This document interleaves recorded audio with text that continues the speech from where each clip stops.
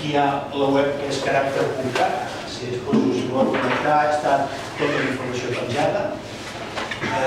Us demanaria, si algú té encara el mòbil connectat, que l'apagui, sisplau.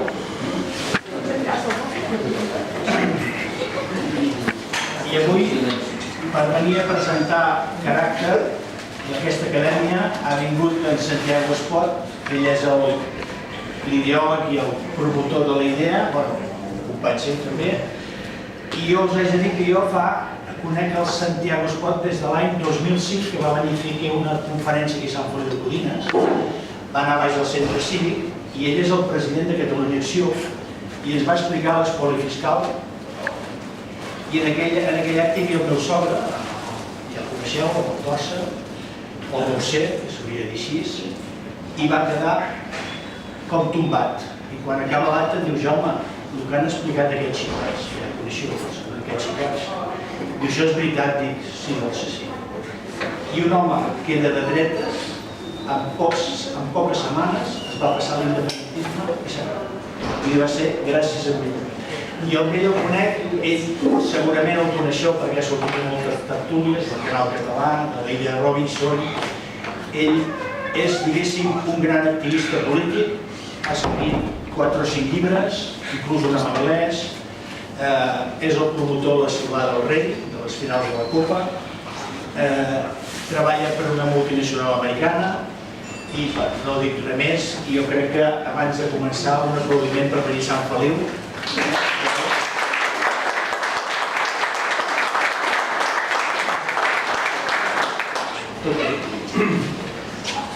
Bé, moltes gràcies, Jaume Ventura, per les seves paraules. Senyores i senyors, primer de tot vull agrair a l'ANC de Sant Feliu de Codines el fet de permetre'ns fer aquesta presentació de l'Escola de Formació Política Caràcter. Fa uns 9 anys, aproximadament, un professor de psiquiatria del Centre Mèdic de la Universitat de Duke als Estats Units, en Jonathan Davidson, i David Owen, que és psiquiatre, exministre de la Corona Britànica de Sanitat i d'Afers Exteriors i actualment membre de la Cambra dels Lords. Aquests dos personatges fa 9 anys van escriure un article a la revista Brain, que és la revista més important del món en temes de neurologia, fundada l'any 1878, on ells posaven damunt la taula, en aquest article, les investigacions fetes per ambdós personatges en aquesta matèria.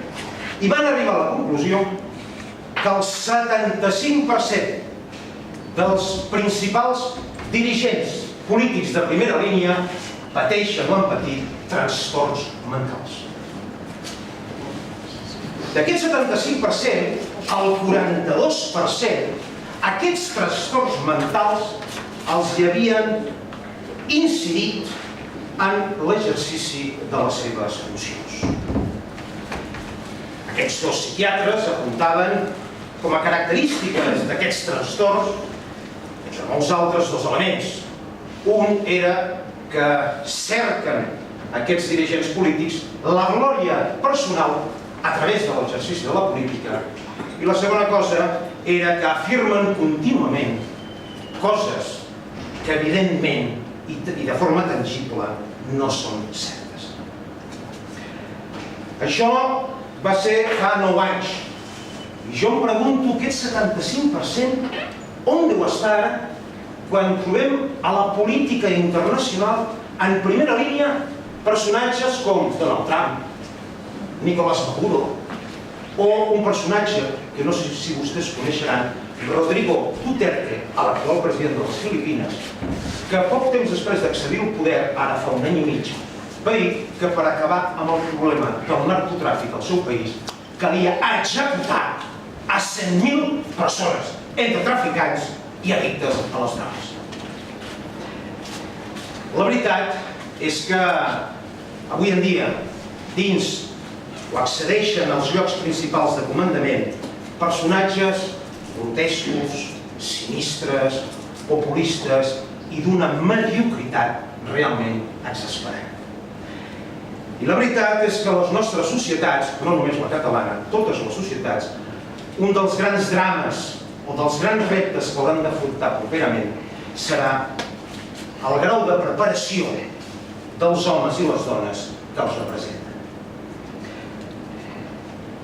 Perquè la veritat és que serà impossible progressar i garantir els mínims drets democràtics amb tarats al poder. Per això, probablement a vostès els hagi sorprès, i ho entenc, que avui es presenti aquí una escola de formació política. Però jo els he volgut fer aquesta prèvia perquè entenguin que avui en dia la formació política és tan important perquè estem vivint una autèntica situació d'emergència pel que fa referència a la representativitat política. I les escoles de formació política, tot i com el Vallcor va dir que és la primera de Catalunya, però haurien de proliferar tant com les acadèmies d'anglès. Ni que fos només per aquest 75% de sonats poguéssim rebaixar-ho una miqueta. Però la veritat és que la formació política caldria estendre-la al màxim possible. Caldria fer que aquesta formació política estigués a l'abast de tothom. Hauria de ser gairebé com un dret universal, com la sanitat o com l'educació. I per dues raons fonamentals. La primera, perquè l'exercici de la direcció política és la feina de més responsabilitat en una societat. I si tots nosaltres, evidentment, som exigents amb els atributs i amb les condicions professionals o amb les habilitats professionals d'un metge, d'un arquitecte, d'un advocat o d'un manobre, hauríem de ser encara molt més exigents amb la responsabilitat d'aquells que tenen la màxima representació de la nostra societat.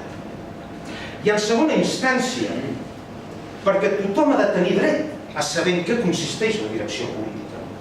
Després podran triar exercir-la o no exercir-la, però com a mínim el poble podrà tenir a les seves mans les eines per poder fiscalitzar l'acció d'aquells que ens representen i no oblidem d'aquells als quals els hi paguem el sou. Però nosaltres, l'Escola de Formació Política Caràcter.cat, no té la intenció de formar dirigents polítics ni pels Estats Units d'Amèrica, ni per França, ni per Anglaterra. Possiblement algun dia ja ens vindrà a canviar, però de moment nosaltres som molt més moderats i el que ens interessa, naturalment, és el cas de Catalunya i concretament el cas de l'independentisme. I cal que l'independentisme es faci, quan parlem d'aquestes coses, una pregunta. I és la següent. L'objectiu de la independència de Catalunya, l'objectiu de la fundació d'un estat català, és un repte d'una magnitud enorme. És un repte que no es pot comparar ni amb un canvi de govern, ni amb un canvi de correlació de forces en un Parlament, ni en un canvi de règim. El repte de la fundació d'un estat català és trencar un statu quo d'una magnitud i d'una importància que moltes vegades o molt sovint veiem que els que tenen a les seves mans fer-ho efectiu no en són conscients. Probablement una de les persones que millor ha definit en què consisteix la independència de Catalunya és un personatge pel qual jo no li tinc cap simpatia i suposo que vostès naturalment tampoc.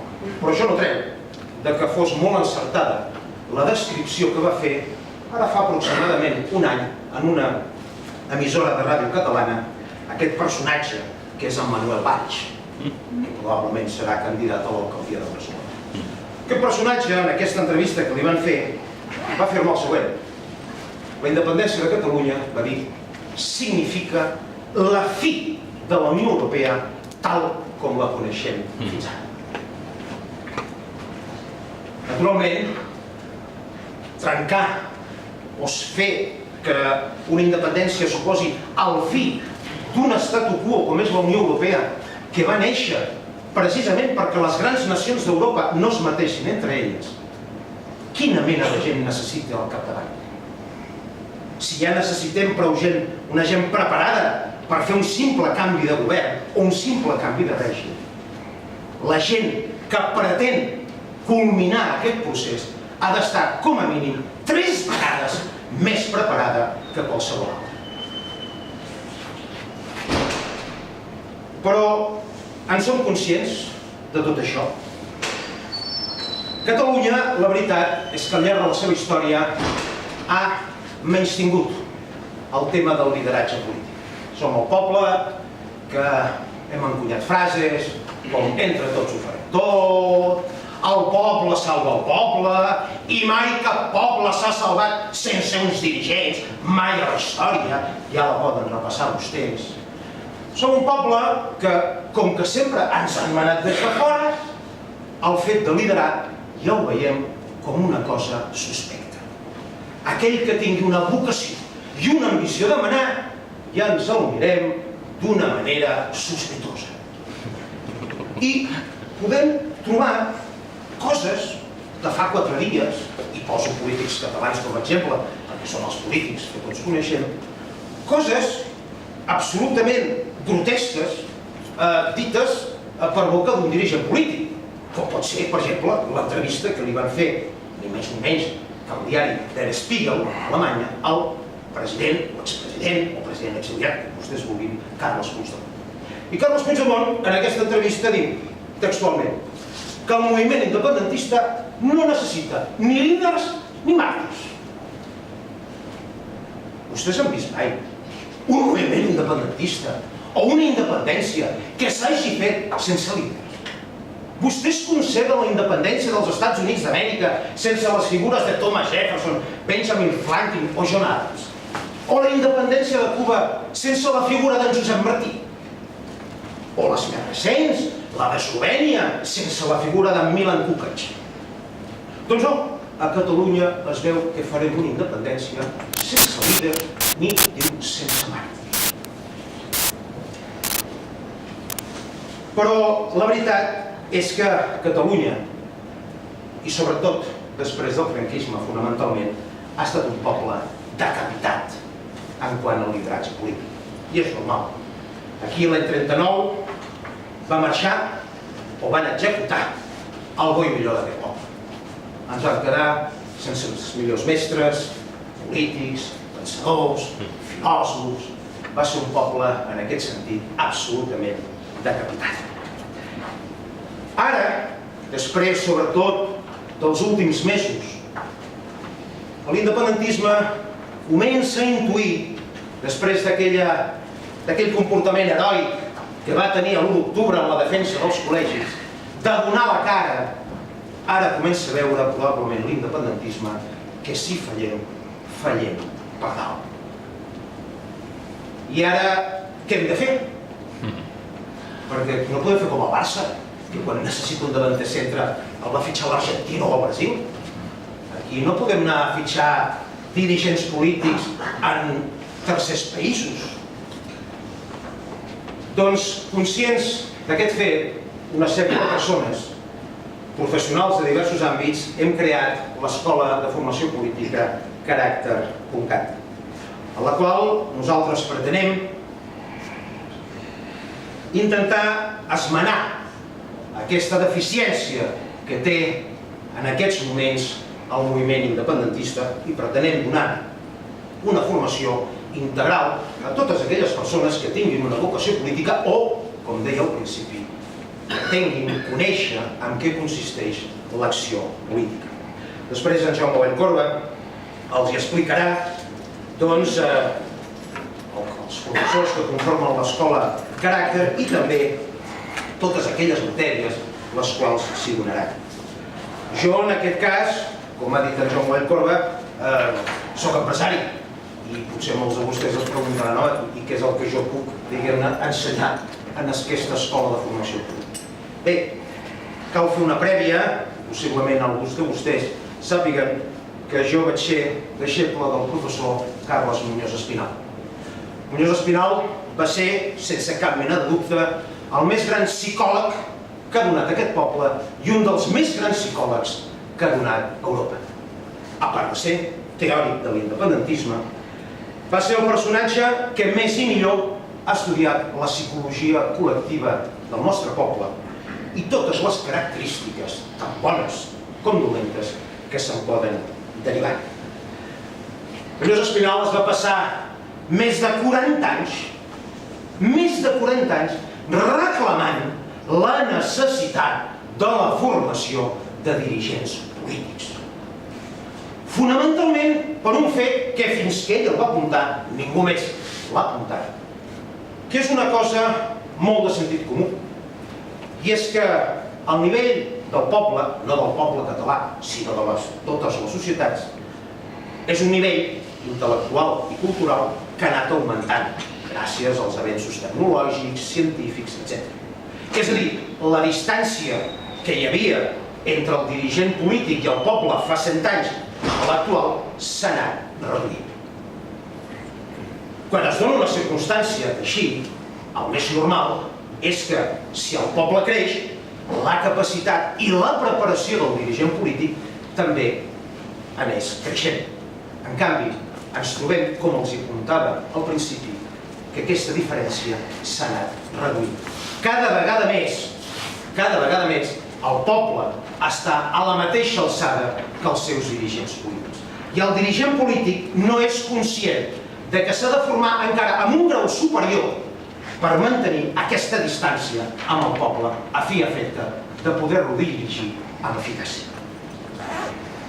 I és que el català, tal com apuntava ell, és un poble, com els dic, capat amb el sentit de la direcció política, per vicissituds de la nostra història.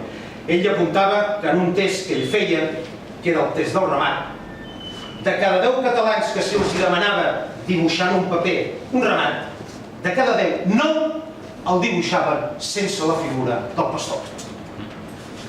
El català no és conscient de que el ramat li cal al pastor. I és que la política hi ha de tenir accés a poder-la exercir tothom i a preparar-se ha de tenir la possibilitat de fer-ho tothom, perquè si no això seria com la Unió Soviètica, que només farien política els del partit. I això em sembla que és una cosa que no ens podem naturalment permetre. I avui és una època en què és molt positiu i molt important el poder plantejar una escola de formació política, perquè tenim una societat enormement polititzada, sobretot donat el grau d'informació, el gran grau d'informació que hi ha. Això permet que la política estigui a les nostres vides de manera pràcticament continuada, gràcies també, com és natural, a la televisió. Això també té els seus inconvenients, i és que, per exemple, com que la política avui en dia permet un gran lluïment, perquè surts a tot arreu, ara, per exemple, el Jaume Bellforga deia que el coneixen per la televisió. Bé, i tots tenim la nostra veritat, en fi, que a la gent li agrada, doncs, ser conegut, etc. I en política, esclar, es pot donar un perill. I és que avui en dia tothom vol ser diputat per al grau d'exhibicionisme públic que això comporta. I això està molt bé, que la gent tingui vocació i tingui ambició política, però això ha de ser compensat amb una gran conscienciació del paper que representa. Perquè si la decisió d'un metge, si m'opera malament a mi, només m'afectarà a mi, és a dir, només em matarà a mi, la decisió errònia, equivocada o amb tota la mala idea d'un dirigent polític afecta la vida de desenes o de centenars de milers de persones. Per tant, aquesta ambició política ha de venir compensada amb aquest alt grau de conscienciació d'estar a l'alçada del paper que es representa. Però també tenim aquells, i a Catalunya això també es dona molt, que amaguen aquesta ambició de liderar. I diuen, no, si no estic jo ja s'hi posarà un altre, no és important que jo estigui al capdavant, ja n'hi haurà uns altres. Això és, diguem-ne, una posició que voldria tenir una base catòlica. Ho diu que és agnòstic, sense cap mena de crim. Però en realitat no és així, perquè ni el cristianisme saben interpretar. Això és pur fariseisme. Perquè Jesús deia, jo sóc la vida jo sóc la resurrecció, jo sóc el camí. A mi, quan hi hagi un dirigent polític a Catalunya que em digui jo sóc el camí, seguiu-me, puc assegurar que en Santiago Espot el tindrà al seu costat. Però, en aquesta entrevista, per exemple, del Der Spiegel, en Puigdemont diu que no li agrada gens ser la cara visible del moviment independentista. Ai, coi! Però com és possible això? Ens hem de preguntar. Que no li agradi ser la cara visible. Que faci aquesta feina, segons es desprèn d'aquestes declaracions al Der Spiegel, d'una manera, diguem-ne així, com per obligació.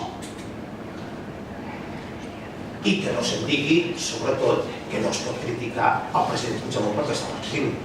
Perquè en Tarradellas hi va estar bastant més anys i Déu-n'hi-do el que se'l va criticar amb en Josep Tarradellas.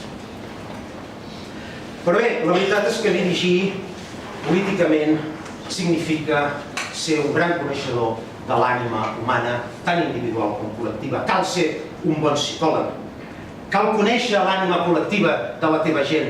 Cal conèixer l'ànima col·lectiva de la teva societat. I guanyar-se la simpatia de la gent no consisteix en somriure a tota hora i donar la raó a tothom. No. Guanyar-se la simpatia de la gent comença per dir la veritat i tractar el poble com adult i no com a infants, com sovint se'ns tracta. I quan dic dir la veritat, ara penso, i aquí m'ho he notat, que fixin-se vostès, que l'any 1989 un gran pensador francès, en Jean-François Rabel, començava un llibre que va publicar amb aquesta frase: la primera de les forces que dirigeix el món és la mentida. Any 1989. I ara ens diuen que l'any 2022 la meitat de les notícies que ens arribaran seran falses.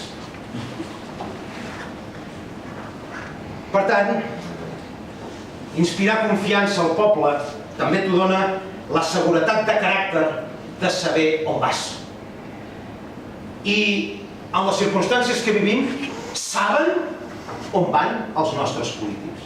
Saben on ens porten els nostres dirigents en aquest moment.